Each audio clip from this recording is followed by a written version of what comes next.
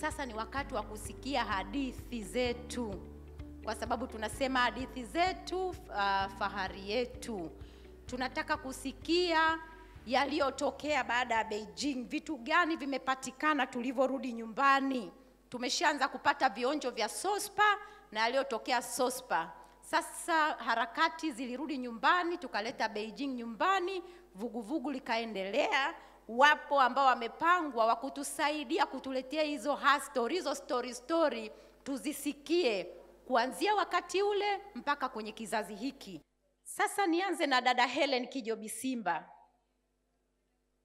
Dada Helen atatupa na sisi story kidogo ya mabadiliko ya sheria za ardhi na ardhi za vijiji.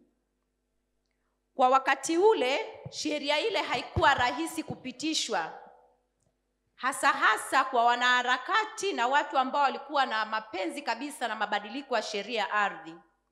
Kulikuwa na minyukano ya fikra na mikinzano vile vile. Dada Helen, kwa wakati ule mlijadili vipi mkafikia consensus? Yani mkakubaliana vipi nje ya kuwa na hizo changamoto na hiyo minyukano ambayo iliendelea kwenye vyumba vya majadiliano na kufikia mwafaka na sheria kuweko kuanza kutumika? Karibu. Asante. Kwa kweli sheria za ardhi kwa kifupi sana ni kwamba iliandikwa kwanza sheria ambayo tulivyoiangalia tukashangaa sheria imetoka wapi, haifanani kabisa na nchi, kwa sababu tulikuwa na sheria ya mwaka 1923. Sasa akatokea mtu, nadhani Mwingereza mmoja, alituandikia sheria ambayo haikufanana kabisa, watu hawakukubali. Kwa hiyo ikabidi pakaundwa, kwanza alianza jopo kubwa sana, ilikuwa linaitwa kuna kamati ilikuwa inaitwa Kataa, ambayo ile kamati kaja ikatoa kitu kinaitwa Azimio la Uhai, ambao Azimio la Uhai hilo lilikuwa tunaangalia mambo gani tunaofikiri yanahitajika kwenye sheria ya ardhi kwa nchi yetu na sio kukopi nchi nyingine nchi yetu. Na ilikuwa imeongozwa na Haki Ardhi hiyo, wakiwepo kina Profesa Shivji, wakina Wanza Kamata, kina Demere, hao wote ikawekwa. Sasa mambo yalikwenda kule bungeni mpaka sheria zikaanza zikatoka 3. Eti tunakuwa na sheria 3. Baadaye zikabaki zikawa 2. Wakasema kutakuwa na sheria 2, sheria ya ardhi kwa ujumla alafu na sheria ya vijiji. Lakini sasa katika majadiliano palikuwa na ugumu sana, kwa sababu kwanza kulikuwa kuna swala la watu wanataka hizi sheria za kimila zitambulike. Wengine tuna wasiwasi sheria za kimila zikitambulika ndio zile ambazo zinatuminya wanawake hatupati haki. Pakawa na wazo jingine kwamba tukawa tunasema tunataka swala la haki za wanawake lionekane moja kwa moja kwenye hizo sheria. Wengine wakasema hapana, tukianza kusema mambo ya wanawake tutakosa hichi kikubwa tunachokitaka. Ile ikapelekea tukagawanyika.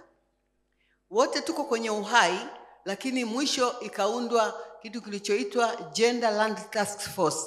Gender Land Task Force ilikuwa ni kamati ambayo, yani kikosi kazi cha kuangalia masuala ya jinsia katika zile sheria ya kazi, ambacho kiliongozwa na Taula.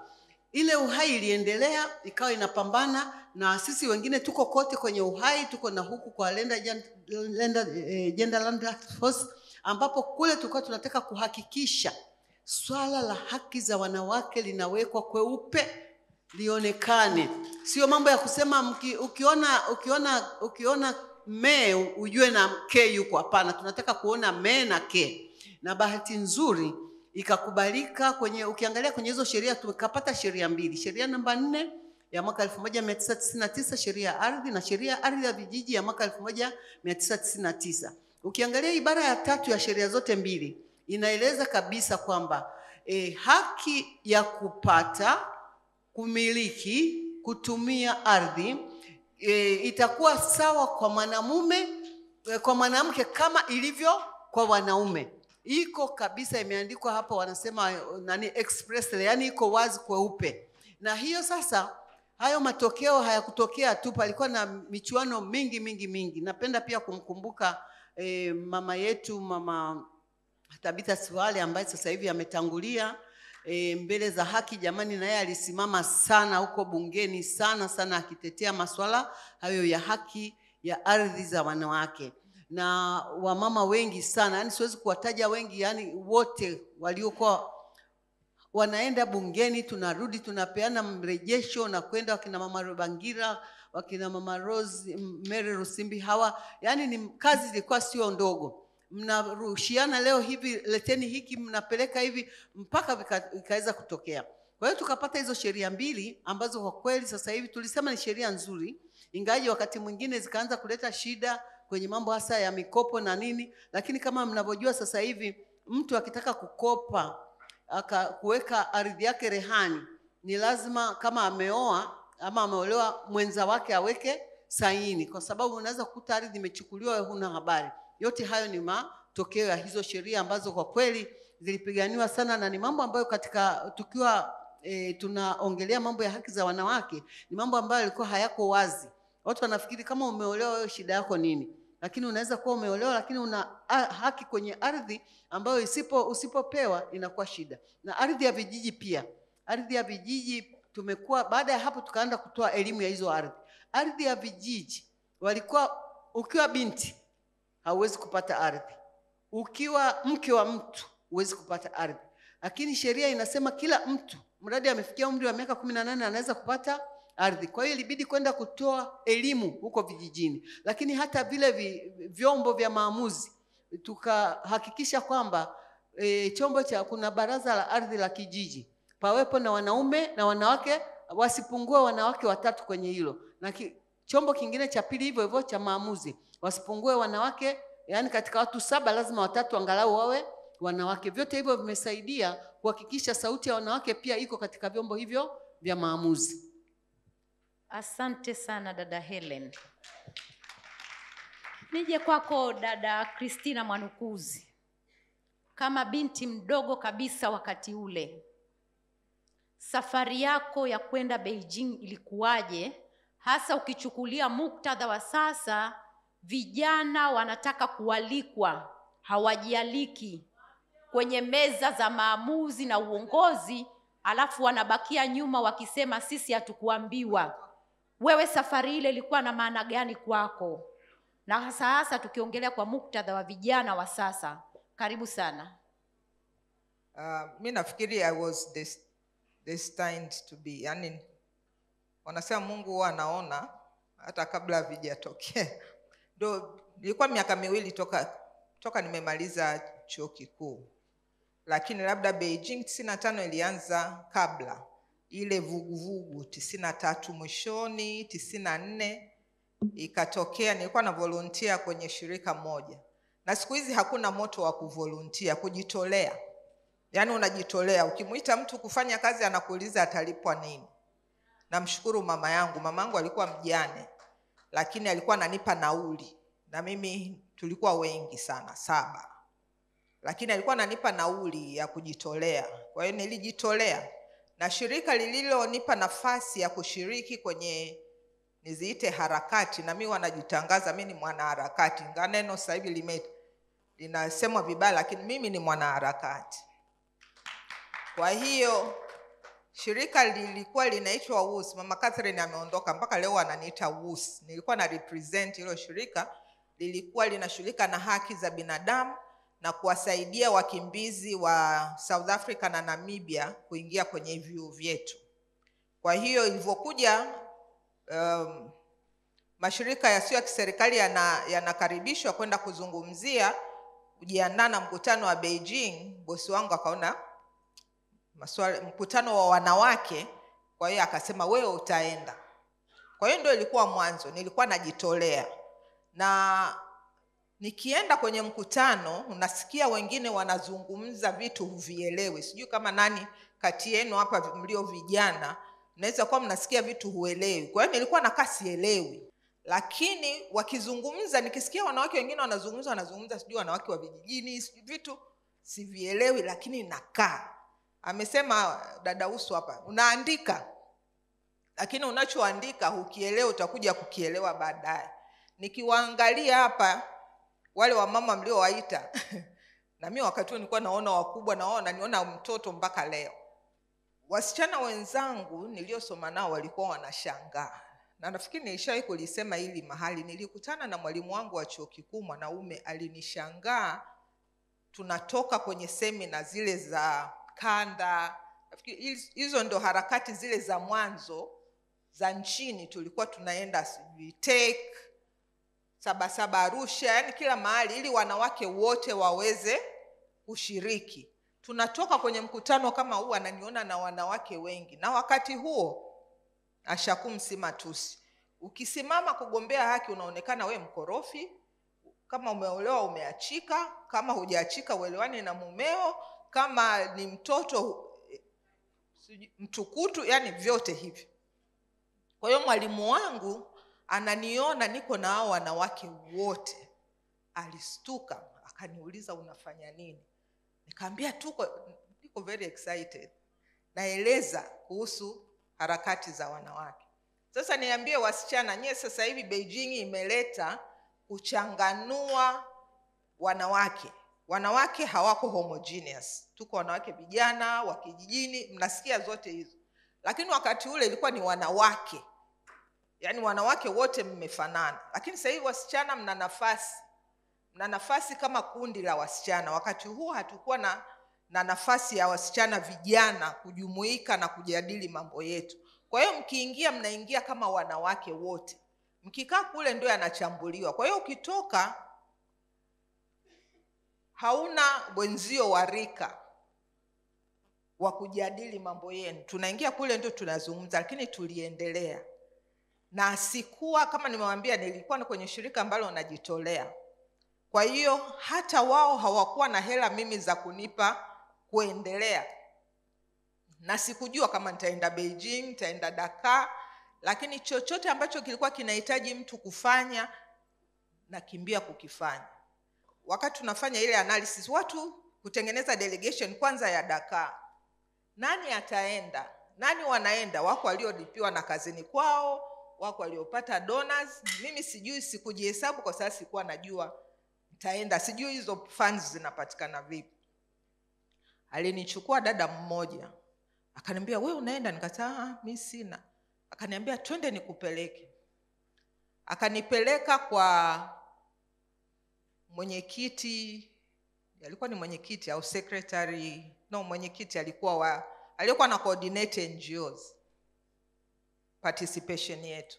Akasema, "Mama, huyu hana funds." Akasema, "Huyu ataenda." Nikaenda. Asante sana, makofi sana kwake.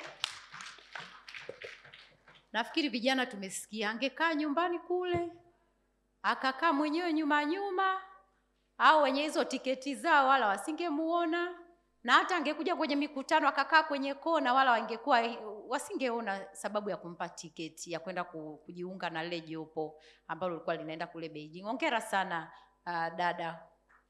Sasa baada ya hawa wana Beijing waliofanya kazi kubwa sana, vuguvugu na michakato ya mabadiliko haikuishia hapo. Wapo wanaharakati na wafeminia vijana ambao wameendelea kufanya kazi kubwa sana ya kuhakikisha ule moto hauzimwi na ile tochi inaendelea kumulika kwenye maeneo yote yenye changamoto na kuhakikisha tunaweza kupata mabadiliko. Lucy, naomba uzungumze na sisi kuhusu michakato na hukumu ya Mahakama Kuu na Mahakama ya Rufaa kwenye ile sheria ya ndoa ya mwaka 1971. Ilikuwaje na baadaye yetu ama future unaionaje? Kwa uchache tu, karibu sana. Asante mwezeshaji. Kwa majina naitwa Lucy Gidamis, ni wakili kutoka Msichana Initiative. Nimepewa jukumu la kuelezea historia kuhusiana na masuala ya sheria yetu ya ndoa kwa upande wa kesi. So kama mnavyojua, sheria ya ndoa vifungu viwili ambavyo vinakandamiza. Sheria yetu ya ndoa ni ya mwaka 1971 ambavyo vifungu hivyo viwili ni section 13 na 17 ambavyo yenyewe inaruhusu mtoto wa kike chini ya umri wa miaka 18 kuolewa. Kwa hiyo kuna mwanaharakati mmoja anaitwa Rebecca Gyumi, yeye akaweza kufungua kesi hii kushirikiana na wadau wengine wote kwa pamoja. Walimpa nguvu, wakaenda kufungua kesi. Hapo ilikuwa mwaka 2016, Julai, kuwa specifically ni Julai. Ambapo hapo Mahakama Kuu ikaamuru kwamba hii sheria ni batili, hizo sections zinatakiwa ziondolewe kabisa. Kwa kweli serikali kama serikali ikaamua kukata rufaa, ni haki yao. Wakakata rufaa mwaka 2010 huo wakakata rufaa. Then sasa kama Court of Appeal ambao ni mahakama kuu ya nchi yetu, mwaka 2019 Oktoba wakaweza kutengeneza, wakakubaliana na hakimu aliyekuwepo ni jaji wa mahakama kuu kwamba hii sheria zitakuwa ibadilishe, na waliweka kabisa mwaka, ndani ya mwaka mmoja kipindi hicho. Tunavyoongea sasa hivi huu ni mwaka wa 7, sheria hii bado haijabadilishwa. Lakini sisi hatukati tamaa. Nguvu ziliweka, tulicelebrate kabisa. Kama kuna picha zinasambaa hapo, hii ni mwanzo mmoja wa kuonesha kwamba kweli tunaweza na tunaweza tukafika mbele kwenye kuhakikisha kwamba tunabadilisha hii sheria. Sasa kwa sehemu ambayo imefikia, ni jukumu letu sisi kwa wadau kwa pamoja kuhakikisha kwamba sheria inabadilishwa. Sehemu ilipofikia ni upande wa serikali kubadilisha, that means ni wizara husika, wizara ya sheria, lakini pia wabunge husika ambao wanatakiwa kubadilisha. So kwa upande wetu sisi kama wadau tuhakikisha kwamba tunafanya efforts mbalimbali, na naomba nitambue wanamtandao wa Tanzania End in Child Marriages ambao wao ndio waliweza kuhakikisha kwamba tunaweza kupushi mbele. Pia siwezi kuwasahau kuwataja task force ambao wa ku end child marriages wako kwenye chumba hiki, ambao mipango mikakati ilifanyika na wadau wengi wako hapa. Na pia bila kusahau efforts nyingine ilifanyika ni youth led organizations ambao tumefanya nao kazi. Tulienda mpaka caravan mikoa yote kusambaza ujumbe kwamba tunataka kutokomeza ndoa za utotoni. Lakini pia tusisahau efforts za media ambazo zimefanyika kwenye radio, television. Zote hizi ni efforts ambazo zimefanyika kwa ujumla kuhakikisha kwamba tunasambaza ujumbe mbele. Kwa kuangalia kwa umbali zaidi, kwenye sheria ndoa hii inagusia sheria mbalimbali. Inagusia sheria ya mtoto. Sheria ya mtoto kuisoma inasemekana kabisa kwamba inasema mtoto yuko chini ya miaka, mtoto kumtambua ni chini ya umri wa miaka 18. Lakini sheria yetu ya ndoa ukiangalia inaruhusu mtoto chini ya umri huo kuolewa. Kwa hiyo unaona kabisa hapa hamna harmonization, hamna ushirikiano kabisa katika hizo sheria mbili. Kwa hata kama tulikuwa tunazungumza tunataka sheria hii ya ndoa hivyo vifungu viwili vibadilishwe, mpaka sasa hivi kuinunua au kuiangalia kuisoma bado nasema inaruhusu. Kwa hiyo inaruhusu nyanjo za hao wengine kuja kuitumia kwamba sheria inaruhusu. Kwa hiyo tukitumia hiyo nyanzo ya kusema kwamba tuungane kwa pamoja tuibadilishe hizi sheria ambazo ni kandamizi, tunaweza kumsaidia mtoto wa kike aendelee kusoma na aendelee kufaulu katika mitihani yake au katika maisha yake. Asante sana Lucy. Sasa nije kwako Doris Moleli na mtandao wako wa haki ya uzazi. Naomba utueleze mafanikio ambayo tumeyapata kwenye yale mabadiliko madogo ya sheria ya kazi, hususan likizo ya uzazi. Karibu. Miaka 10 ya Doris Moleli Foundation imekuwa baraka kwetu kwa sababu sisi kama taasisi kwanza tulianza wazo kubwa la kusaidia watoto wanaozaliwa kabla ya wakati. Baadaye tukaja kuona wakina mama ndio wanaumia zaidi kuliko hata wenza wao. Na mwaka 2017 nikawaza, kwa sababu wakati kawaida tukiwa tunakwenda kutembelea kwenye wodi za watoto njiti na kuchangia vifaa tiba, unakuta wakina mama wanakuwa wamekaa muda mrefu. Kila ukipiga naye story anakuambia mimi nimekaa hapa miezi 3, nimekaa hapa miezi 6, nilizaa mwezi wa 5, nilizaa mwezi wa 6. Kwa hiyo ikawa inanichanganya akili. Nikasema sasa hawa ina maana wanaofanya kazi hapa maisha yao yakoje? Kwa hiyo wengine wakawa wanasema kwamba sisi tunafukuzwa kazi, mwingine anasema sisi tunaamua kuchukua likizo bila malipo. Kwa hiyo changamoto ni nyingi na kumlea mtoto njiti ni gharama. Tukazaa wazo la kuangalia namna kuwasaidia wamama wanaofanya kazi, wakina mama wanaofanya kazi kuweza kupata ahueni ya kulea watoto wao hao ambao kwenye vyumba mahututi. Kwa hiyo 2017 tukaanza kikao cha wadau wote, tukawaalika wadau wachache kwa sababu tulikuwa hatuna uwezo mkubwa. Na nakumbuka mwaka 2017 tukakutana pia, tukasema kwa sababu hatuna fund hapa wauguzi pamoja na wadau waamue tunaiomba serikali siku ngapi. Kwa hiyo tukaamua kuomba serikali miezi 6, wakina baba tukaombea mwezi mmoja, tukiamini wakina baba wakipewa muda huo wataweza kuwasaidia wake zao. Mwaka 2018 nakumbuka tukapeleka wazo wetu kwa mara ya kwanza bungeni kwa kupewa mwaliko na Mheshimiwa Angela Kairuki ambaye alikuwa mbunge wa wafanyakazi kwa kipindi kile.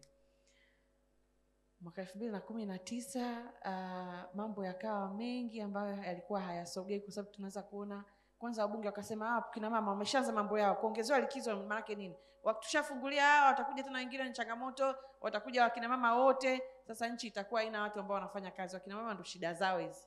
Kwa hiyo watu wengi wakasema hapana, nyinyi msiingie kwenye hivyo vitu, reproductive age, watu hawataajiriwa. Kwa hiyo nikawa naenda huko naogopa. Kwa kweli ikawa kitu kigumu, na kwa wakati pia COVID imetuhit, tukaamua kupunguza kabisa hizo harakati, tukatulia. Ila sasa COVID ilivyoisha, tukasema huu ndio wakati sahihi. Na ni wakati sahihi wakati huo sasa, kama bahati nzuri kulikuwa kuna mkutano ambao Women Fund waliufanya na mgeni rasmi alikuwa Mama Samia, Mheshimiwa Rais. Mama Gertrude Mongela akaniambia, mwanangu kuna mkutano, hebu beba pochi yangu. Kwa hiyo nikabeba pochi yake, nikaongozana naye, nikapenda kile kitu ambacho kimefanyika. Nikasema nafikiri Women Fund wanaweza kuwa watu muhimu na sahihi kwa ajili ya kutusupport sisi kwenye hii harakati ya kumkomboa mwanamke. Kwa hiyo nikaanza kuelewa ufeminia kutokea pale, na nikaona namna ambavyo tunaweza nikashirikiana nao. Nakumbuka nikamtafuta Mama Mary Rusimbi, tukamwelezea nia yetu, na tunamshukuru sana kwa sababu alipick up very fast. Akasema sasa lazima tukufundishe namna ambavyo unapaswa kuongoza sauti hii ikawa kubwa zaidi, isibaki kwako peke yako au kama shirika, sasa ije kwenye mtandao wa wanawake wengi zaidi wa kuongezea nguvu. Kuanzia hapo sasa nakumbuka mwaka 2021 ndio tukafanya mkutano mkubwa, tukawa na agenda zingine za watoto wanaozaliwa kabla ya wakati, including hiyo ya likizo ya uzazi, ikawa ndio agenda kubwa na ngumu. Sababu nakumbuka kuna kiongozi mtaani akamwambia, nataka kurekebisha sheria, jiandae, ni zaidi ya miaka 10, utasota, sio kazi rahisi. Kwa hiyo ikawa inatuondoa nguvu, lakini tunaendelea. Tukaunda mtandao, tunashukuru kupitia mtandao wa haki ya afya ya uzazi. Tukakutana na TUKTA na TUGE pamoja na ATE. Tunashukuru kwamba ATE ni umoja wa taasisi za sekta binafsi. Kwa private sector wakatuambia sasa kwa hilo sawa, wanaozaliwa kabla ya wakati, lakini kwa makundi mengine inaweza ikawa ni changamoto. Kwa hiyo tukasema huu ndio mwanzo mzuri wa kuanzia hapo. Kwa hiyo tukapata buy-in ya ATE. Tukasogea mbele, tukaongea na TUKTA. Nakumbuka tulikaa zaidi ya vikao si chini ya 20. Na kwenye kila vikao unajikuta kama wanawake mko wengi 3. Ni ngumu kuelezea. Sasa kuna kipindi ukao inabidi ubadilishe strategy. Kwa hiyo tulivyoona vikao vinakuwa vigumu, tukao tunaenda na zile testimony stories. Tunawekea kwenye screen, wakisikia mama ambaye mtoto wake amezaa na miezi 4 afu akaweza kusurvive na amekaa hospitali miezi 6 na ameshafukuzwa kazi. Kwa hiyo kidogo wanaume ikawa inawaingia imani. Nakumbuka kuna director mmoja alitoka nje kabisa kalia akasema kumbe ndo maana mke wangu alipata changamoto hii kubwa, ndo akaja akadisclose kama mtoto wake alizaliwa kabla ya wakati, na alikuwa ana big role kwenye huo mkutano wa kuweza kutuchukua kwenye stage hiyo kwenda kwenye stage nyingine. Lakini kwa namna ambavyo tunaikumbukia miaka hii 30 ya Beijing and beyond, nikaweza kubadilisha strategy njiani, kwa sababu tukasema tunaenda kukutana na TUKTA na TUGE, tunahitaji wazee kidogo wa kwenda nao ili waweze kutusaidia. Nikaenda kwa dada Rose nikamwambia sasa tunafanya, akasema Dr. Dinambaga atakusaidia. Mamangu Dinambaga, nakushukuru sana kwa uwepo wako. Anytime Mama Dinambaga ukimpigia simu anasema twende sasa hivi. Mkutano wa kwanza tulishtuliwa ndani ya siku moja kwamba kesho twende, na kikao kinafanyika kesho hiyo usiku. Kwa hiyo asubuhi tukafika Arusha kukutana na TUGE. Yaani ilikuwa ni vitu vya ghafla ghafla. Yaani nimeendelea kujifunza namna ambavyo mtandao unafanya kazi. Usiku saa 1 mkutano bado tunawasubiria wameenda kwenye mkutano gani. Walivyoingia wote ni wanaume. Nikaogopa. Alafu sasa watu wazima na mimi ni kadogo, lakini kwa vile nilikuwa na Dr. Dina nikasema hapa sawa, tunaenda vizuri. Kwa hiyo nakumbuka tukapresent agenda yetu, walielewa na aliweza kutusaidia vizuri Dr. Dina Mbaga. Naizungumzia kwenye umri sasa. Unajua sasa ingine ukaa kwenye meza za maamuzi afu ukiwa mdogo sana, kwa hiyo vitu vingi unadogodeshwa. Lakini wakishaka akiongea na mtu mzima mwenzake, story is different. Kwa hiyo Dr. Dina akatusaidia kuiwekea kwenye ulimwengu wa watoto wangu ni nyie, hili swala lina changamoto A, B, C, D. Kwa hiyo alivyokuwa naielezea, alikuwa na address kama watoto wangu. Kwa hiyo na wao wakawa wadogo kidogo. Kwa hiyo na mimi nikapata nguvu. Kwa hiyo ni moja ya strategy ambayo nitaitumia maisha yangu yote, ya kwenda pamoja na waliotutangulia umri, kwa sababu wanabeba busara na hekima kwenye meza za maamuzi. Kwa hiyo busara za Dr. Dina zikaanzia hapo kutuletea matunda, na kikao kizuri sana. Na tulikwenda na madaktari, tulikwenda na stories ambazo pia tuliwaekea. Kikao kilisha saa 6 usiku, ambacho kilikuwa kinaenda kuleta maamuzi ya Mei Mosi. Kwa hiyo baada hapo, huku nyuma pazia, pia tunaendelea kulobi na wabunge, tunaendelea kulobi kupitia Tanzania Women Parliamentary Group. At a personal level pia nilikuwa nakwenda kwenye vikao vidogo vidogo vya chini, ambavyo vilikuwa ina involve kuzungumza na mmoja ambaye anaonekana anapinga. Tukabidi involve pia wake za viongozi, ile Millennium Group, tukiamini kwamba wakiwa nyumbani mambo mengine yanaweza yakaingiziwa hapo kwenye discussion yetu ya watoto njiti. Kwa hiyo nakumbuka zaidi ya vikao 6 tukakaa na wanawake viongozi wakawa wanatupa feedback. Bwana, nimemgusia baba, lakini hili linaonekana inabidi mrekebishe hapa. Kwa hiyo tukawa tunaenda hivyo, ikawa ni part of the movement. But ideally nachotaka kusema ni kwamba kuanzia 2017 mpaka leo, ni mwaka jana ndio Mheshimiwa Rais kupitia makamu wake wa rais akatangaza sasa hawa watoto watapatiwa muda wa ziada. Sasa ni wakina mama watapatiwa muda wa ziada. Na kuanzia hapo sisi tukaingia imani, tukafurahi, tukasema sasa ile kazi ambayo imefanyika ilikuwa ni kubwa sana, tunashukuru Mungu imefika hapo. Hizo ni baadhi ya picha ambapo mtaniona nilikuwa bado kasichana kadogo, hata sijazaa wala sijaolewa. Lakini sasa hivi nimeshapata familia na naendelea. Hiyo ni moja ya sehemu ambazo ya vikao ambavyo tulikuwa tukikaa tunaendelea kulobi kwa viongozi wetu. Mwaka huu tunamshukuru Mungu, mwezi wa kwanza tukamtembelea mke wa rais wa Zanzibar, na letu lilikuwa hilo. Sasa na Zanzibar pia, kwa sababu wana wizara yao na wana operate tofauti, waweza kuipeleka kwenye mabadiliko ya sheria yao. Kwa hiyo wakasema kama bara wakiweza kupitisha, sisi kwetu ni rahisi. Na wao kule tulienda kuomba kwa hoja ya likizo kwa kina mama wote, sio njiti peke yake. Kwa hiyo tunajua na tunaamini kwamba alimuuma sikio mume wake, kwa hiyo tunaamini kwa Zanzibar itakuwa kiurahisi zaidi. Lakini kuja kwetu huku mwezi wa pili, nakumbuka tarehe 14, Wizara ya Kazi, Ajira na Ajira, nakumbuka Mheshimiwa Ridhiwani tulimfuata kwa kikao kingine tena cha kulobi, tukiwa na wakina mama zaidi ya 4, Dr. Dina Mbaga, nakumbuka kuna wakina mama wengine ni wasahau majina. Tuliongozana Dodoma, ilikuwa ni kikao cha kushtuana usiku. Kesho tuende kwenye mkutano, tumesikia kwamba ile agenda inazungumzwa bungeni siku fulani kesho yake. Kwa hiyo tukaongea na kiongozi na pia akatuahidi namna atatupa support yake. Ikawa faraja na faida kwetu, kwa sababu tarehe 16 nakumbuka kama sio 14 ndio walitangaza kwamba bunge inapeleka mswada huo bungeni na utajadiliwa. Kwa hiyo wakati mswada unajadiliwa, tumbo lilikuwa nazunguka hivi, je, wabunge watakataa au watakubali? Lakini tunashukuru Mungu, zaidi ya bunge 6 waliongea very supportive na very intensively, na kikao cha baraka na bunge likapitisha. Kwa sasa hivi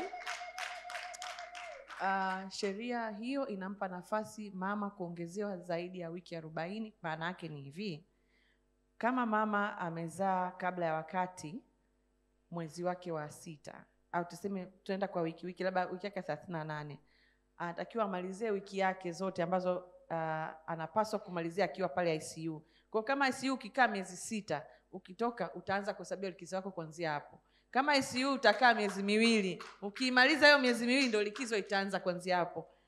Itategemea na ambavyo mtoto anakuja kabla ya wakati.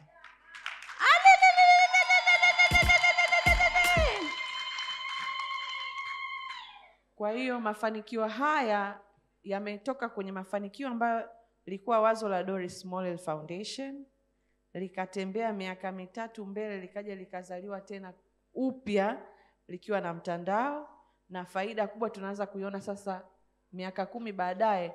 Mimi kama Doris at a personal level nashukuru namna ambavyo nimekuwa nikijengwa na wanawake wanaonizunguka. Bibi zangu na mama zangu wameniongoza kwanza kwa kwenda kwa busara, kwa kwenda kidiplomasia, na kuna muda huo tunabadilisha strategy angani. Namshukuru Mama Gertrude Mongela kwa sababu yeye pia alicheza nafasi yake. Hapo tulikuwa Kisarawe, nakumbuka kwa mwaka 2017 tulienda kukabidhi vifaa vya watoto njiti, na baada ya hapo akaenda kuongea na waziri wa sheria na katiba, maskini bahati mbaya aliondoka, na kumconvince kwamba hii sheria lazima uibadilishe, la sivyo alimpa madongo mazito, la sivyo mimi kwa kweli nitakuwa umeniumiza sana. Kwa hiyo ni picha ambayo nitamani aione wakati huo, na hiyo ni kwa sababu ya reflection ya Beijing ya mwaka huu. Na mimi kwangu nafurahi sana namna ambavyo mmetupa kijiti na tunaendelea kukimalizia na tunaendelea kukiongoza mpaka pale tutakapowapa wadogo zetu wengine ambao wanakuja. Nashukuru sana Women Fund kwa kutusupport. Sheria hiyo itaanza kuwa effective tarehe 1 mwezi wa 7, na hapa tulipo tunasubiria kanuni ziwe tayari, na tunapoelekea Mei Mosi naamini kanuni hizo zitakuwa tayari, na tunashukuru sana namna ambavyo mmekuwa supportive Women Fund pamoja na mtandao. Isingelikuwa kupata rasilimali fedha, hakuna kikao tungeweza kufanya, kwa sababu kila kitu kinahitaji fedha na kinahitaji support ya wakina mama ambao wametuacha umri na watuongoza kihekima na maarifa.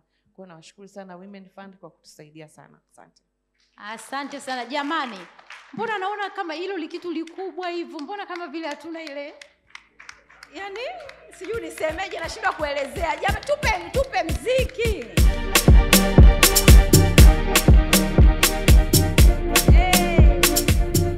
Asante. Mary ananiangalia na muda.